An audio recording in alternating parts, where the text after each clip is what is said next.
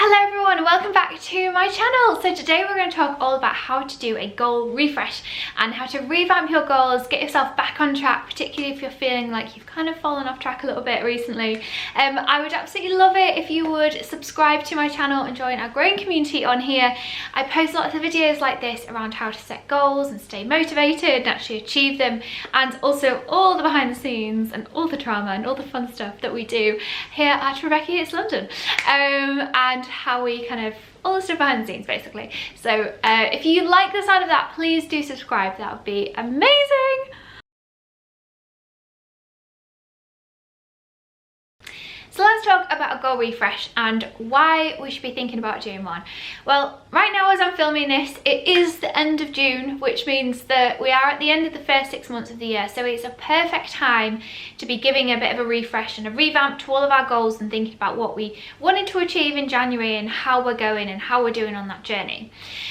We're also at the point where in a few weeks' time, potentially, this year and a half's worth of lockdowns in various forms is going to end certainly here in England. I think sort of similar rules for the rest of the UK. I kind of slightly lost track, but anyway, whether we're kind of feeling skeptical about that or not, and whether that will actually happen aside, having an opportunity now, we've got the opportunity now to say, right, you know what, we've got this apparently new normal kind of coming our way, which I keep hearing people say. What do we want that to look like, and what do we want our lifestyle to look like, you know, post coronavirus pandemic, and as we kind of move into the next 6 months of this year. So it's a perfect time to have a bit of a refresh. This is something that's useful to do anyway, so if you're watching this in the future, it's useful to do this at least every 3 months anyway, and have a think about what you've achieved so far and what you want the next, you know, how you're going on, and whether you want to drop anything and whether you need to refresh anything. So this is a great thing to regularly sit down and do.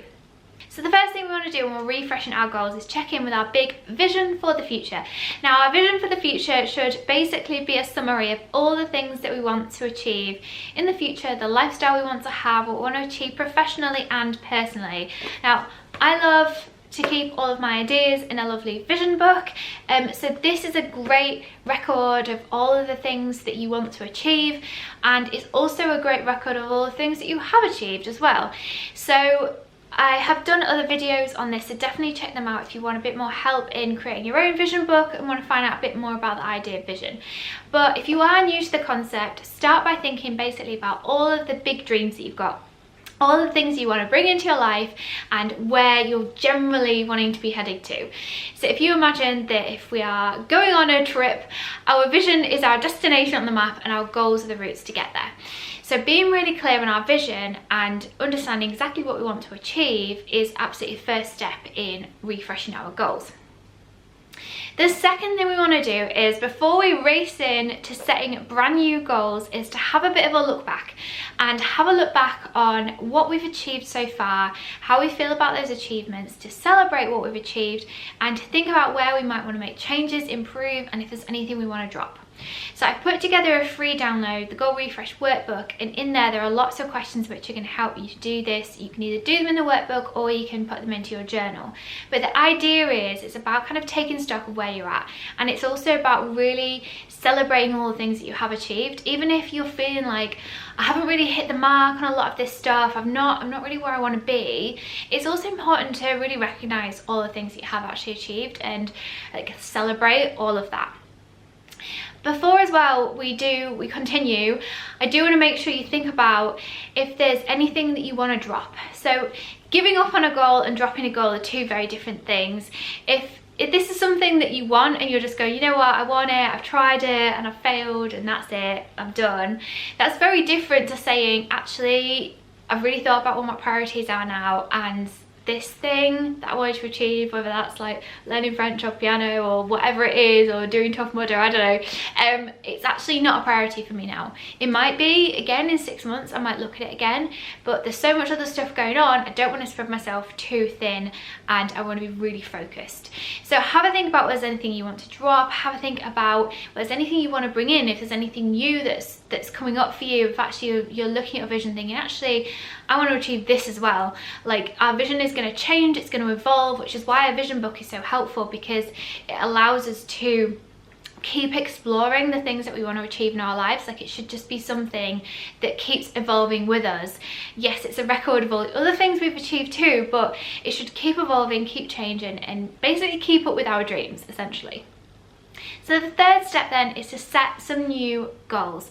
So it might be useful here to have a think about, in the next 6 months, as we are at the end of June, have a think about, you know, imagine yourself at a New Year's Eve party or something like that, hopefully, at the end of this year, and you're telling people all the things that you've achieved in the past 6 months. Have a think about what you want to tell them. Have a think about all of the little milestones that sit between your vision and you right now, and how far you can get to that vision in the next 6 months, and have to think about that. Can be a really useful way to start to break some of this down, because the thing is with our vision is it gets really exciting and really big, and it can be actually quite overwhelming sometimes, so we end up getting a little bit stuck in this kind of dreaming mode, whereas what we want to do is we want to break it down into small steps that are manageable for us to then go, okay, the next 6 months, this is what I can do to get there. So when setting your goals for the next 6 months, have a think about sort of somewhere between 4 and 6 goals. I always say no more than 6, because it can get a bit much. And make sure you've got personal and professional goals in there as well, that you can actually start to work towards.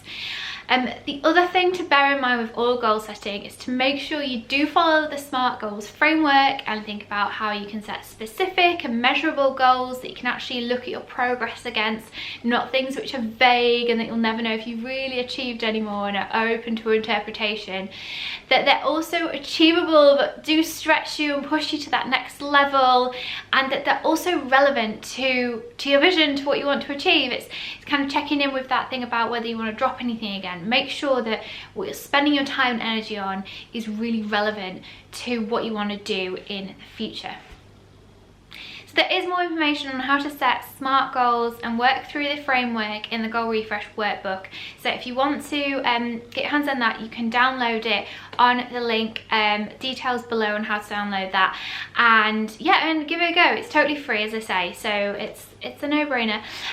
The other thing I want to tell you before we go is that on the 4th of July, we will be relaunching our completely sold out Make It Happen planners.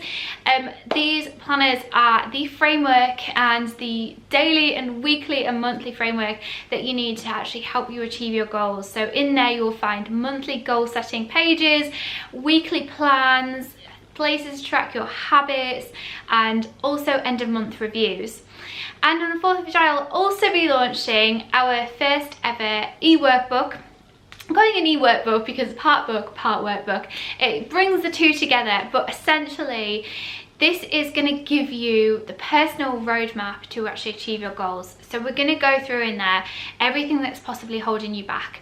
So we go way into detail, way more into detail on things like vision and how to connect your vision, especially if you're not sure about what that is, how to set your goals, how to make sure your mindset is in the right space, and how to make sure you're taking daily action. We look at your routines and create new routines for you to actually put into practice every day to make progress on your goals.